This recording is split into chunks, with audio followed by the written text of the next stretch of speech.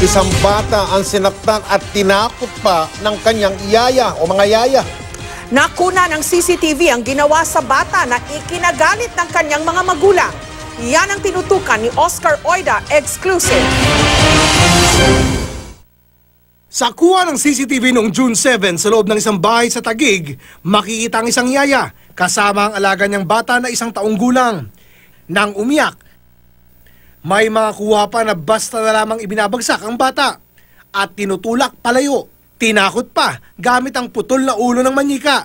Ang yaya kinilalang si Ana Zamora, kasama niya ang isa pang yaya na si July Garcia. Makikitang nagtatawanan pa ang dalawang yaya.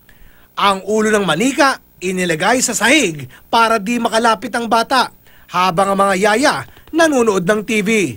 Nagpunta na lang ang bata sa sulok at ilang beses na iniuntog ang sarili. Halos pagsakluban ng langit at lupa ang mag-asawang Nathan at Sheila Javier nang makita ang sinapit ng kanilang anak sa kamay ng yaya. Nasa sulok lang po yung anak ko ng sofa habang nanonood po sila ng TV. Ang anak ko po nasa sulok, tinatakot nila ng manika. Awang-awa po ako sa anak ko kasi nag-headbang na siya. Siguro out of takot niya na po. No? Inaano niya na po yung ulo niya. Nagsimula raw magduda ang mag-asawa sa mga yaya nang mapansin nila ang mga pagbabago sa ikinikilos ng kanilang anak. Pag umuwi na po ako, talagang sa amin po talagang sumasama po sa ina. Ayaw niya na pong sumama sa yaya niya. Ang anak po namin sa ngayon very jumpy. No, madali po siyang mataranta, matakot. At nang silipin ang mga kuha ng CCTV, doon na sila naalarma. Agad silang tumawag ng pulis at pinaresto sina Ana Zamora, 21 anyos, at July Garcia, 19 anyos. Ingat na ingat kayo. Anong dinala mong pagbubuntis? Ingat na ingat kayo, tapos sasaktan lang nila. Na buti sana po ay kung naging masama kami sa dalawa, no?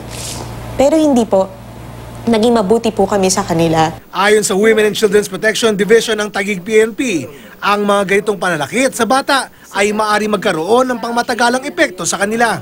Bago po tayo kumuha ng kasama natin, dapat natin kilatisin kung saan to galing. As much as possible, pakuha natin ng mga clearances, police clearance, NBI clearance, and others para at least kahit papano nagkaroon man ng ganitong aberya, alam natin kung saan natin sila